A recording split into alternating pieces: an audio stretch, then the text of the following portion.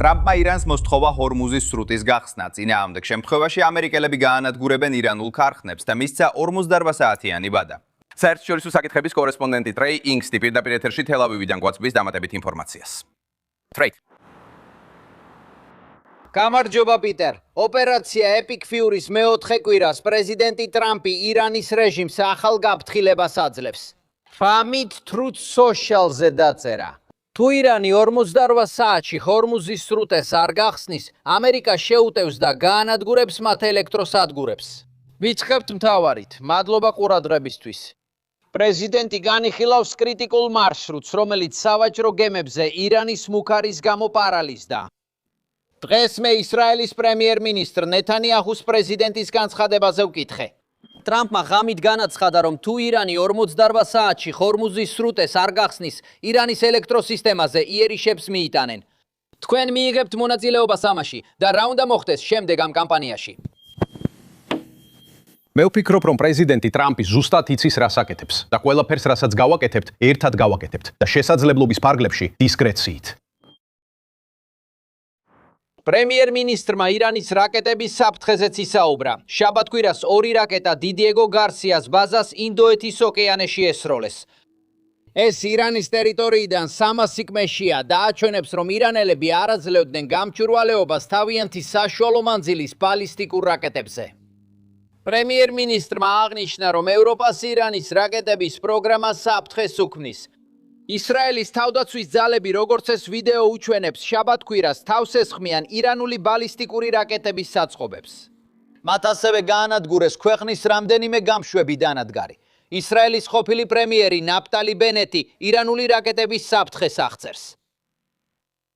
მნიშვნელოვანია, რომ ევროპამ ახლა გაიგოს, რომ შეერთებული შტატები და ისრაელი პრეზიდენტ ტრამპის ხელმძღვანელობით აფერხებენ ირანული ბირთვული კოშმარის განხორციელებას.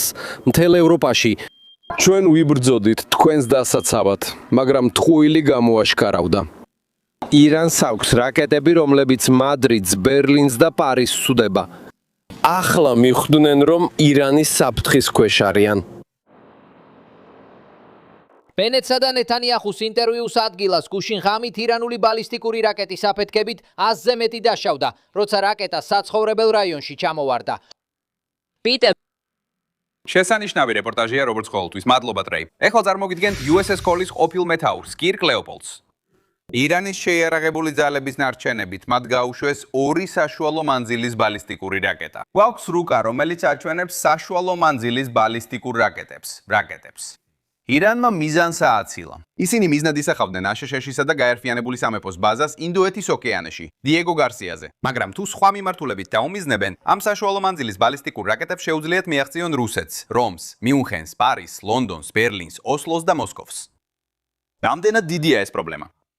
ეს ძალიან სერიოზული პრობლემაა. პიტერ, როგორც ყველამ თქვა, მანამდე დაუყოვნებელი საფრთხე არ იყო. პირველ რიგში, ეს ამტკიცებს, რომ ირანი თავის ბალისტიკურ რაკეტებზე ყოველთვის ითხოვებოდა. მეორეც, ევროპელები ახლა ირანის პირდაპირ საფრთხის ქვეშ არიან, უკრაინასა და რუსეთს შორის უდიდესი სახმელეთო ომის ფონზე. ეს რეალური საფრთხეა.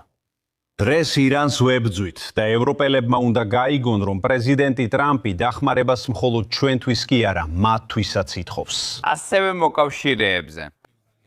თუ ირანმა ბოლო კვირებში აჩვენა, რომ რაკეტებს პარტნიორებზეც ისვრის სპარსეთის ყურეში, რა შეუშლის ხელს პარიზის მიზანში ამოღებას?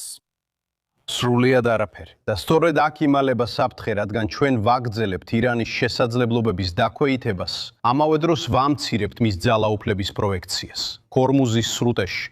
ეხლა უნდა დაუცნუნდეთ, რომ დავარტყამთ ამ საშუალო მანძილის ბალისტიკურ რაკეტებს, რადგან ისინი რეალურ საფრთხეს წარმოადგენენ. ევროპას მოგვიწევს გაერთიანება ირანის დასამარცხებლად და მთავრობის შეცვლის ხელშეწყობისთვის, რათა ხალხმა თავად დააშენოს მომავალი.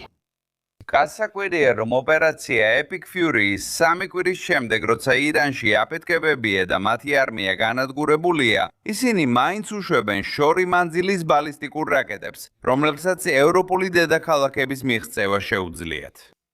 პიტერ, ირანი დიდი ქვეყანაა და მათ ძალიან გაფანტული არმია ჰყავდათ, ზუსტად ისე როგორც ჩვენს ქვეყანაში. ფაქტია, რომ მათ ჯერ კიდევ დარჩათ ძალები, რომლებსაც აქვთ შესაძლებლობები. ისინი ამ შესაძლებლობას გამოიყენებენ და რაც უფრო დასუსტდება რეჟიმი, როცა მიხვდებიან, რომ ძალაუფლებას მართლა კარგავენ, გაუთვალისწინებელ რეაქციას გამოავლენენ. თუ აქვთ საშუალო მანძილის რაკეტა, რა უშლით ხელს მის აღჭურვაში? ისეთი რამით, რაც ევროპაში ომის მიმდინარეობას ნამდვილად შეცვლიდა. რატომ დაინახავენ კონტინენტს, როგორც შეერთებული შტატების მოკავშირეს და რეაგირებენ სასოწარკვეთილი გზებით, რომ შეინარჩუნონ თავიანთი ძალაუფლება? მეთაურებსა და ხელმძღვანელებს სიურპრიზების ძულთ. პრეზიდენტმა ტრამპმა ისაუბრა თავის გაკვირვებაზე ოპერაცია Epic Fury-ის შესახებ.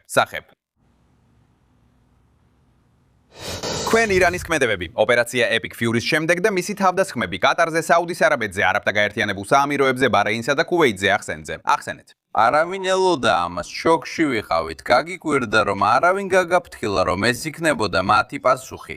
არა. ყველაზე დიდ ექსპერტებსაც კი არ ეგონათ, რომ ისინი ამას შეძლებდნენ. გაგიკვირდა ამის გამო. კირკი, სინამდვილეში არა. ფიქრობ, საბოლოოდ შეგიძლია რამდენიც გინდა მოემზადო, მაგრამ როგორც კი კონფლიქტი იწყება, ის პროგნოზირებადი ხდება. რაც შენ, როგორც სამხედრო ცდილობ გააკეთო, არის მაქსიმალურად კარგად განსაზღვრა. როგორი იქნება მტრის რეაქცია, როცა მას დაუპირისპირდები. მაგრამ ისინი ყოველთვის ცდილობენ რაღაც სხვას, ვიდრე შენ ელოდები.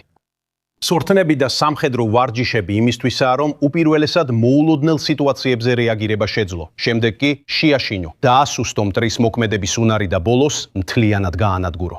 ზუსტად ეს გააკეთეს მდივანმა ჰექსეტმა და პრეზიდენტმა ირანთან მიმართებაში. ირანის მესამე ხაზის გენერლები თვალითვალისწილ პრინციპით ემუქრებიან ირანის სამხედრო ძალას, ეუბნება ზესეკ, მესიისნეის ოფიცრებს.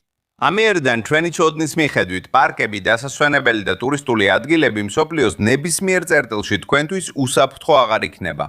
ჩვენ ამას რეალურ მუქარად თვლით თუ რეჟიმის დასუსტებას გაითვალისწინებთ. უქარა რომ ცარიელი ჩანდეს სერიოზულად მათთვის წესებზე დაფუძნებული მსოფლიო წესრიგი არასოდეს არსებობდა. მათ არ აინტერესებთ, არ ღვევს თუ არა ეს ჟენევის კონვენციას. ისინი მაინც ისე დაესხმებიან თავს, როგორც შესაძლებლად ჩათვლიან. გულისხმობ, ისინი 19 წლის მებრძოლებს მხოლოდ პროტესტში მონაწილეობისთვის სიკვდილით სჯიან. ისინი დაუნდობლები არიან, კლავენ, არ აქვთ არანაირი მორალური ან ეთიკური კომპასი და ასე გააგრძელებენ მოქმედებას. ამ რეჟიმის დამხობა და განადგურებაა საჭირო. უკვე 47 წელია, როგორც სენატორმა თქვა, მას ვებრძვით. და ბოლოს პრეზიდენტმა ტრამპმა გამბედაობა გამოიჩინა და თქვა, საკმარისია, აღარანაირი შეზღუდვები. ასობით ამერიკელი მოკვდა, ათასობით დაიჭრა და დასახიჭრდა. დროა ირანის ამ რეჟიმს ვაგებინოთ პასუხი იმისთვის, რაც გააკეთა კირკ. ლიპოლ, თქვენ ახალი წიგნი გამოსცით, რა ქვია? ფოკუსირებულია ალ-ქაიდას თავდასხმაზე USS Cole-ზე და კარგად აღწევს ჩემს გმირთა გუნდს 2000 წლის 12 ოქტომბერს. გამარჯობა, დიდი მადლობა რომ დღეს მოხვედი. მადლობთ.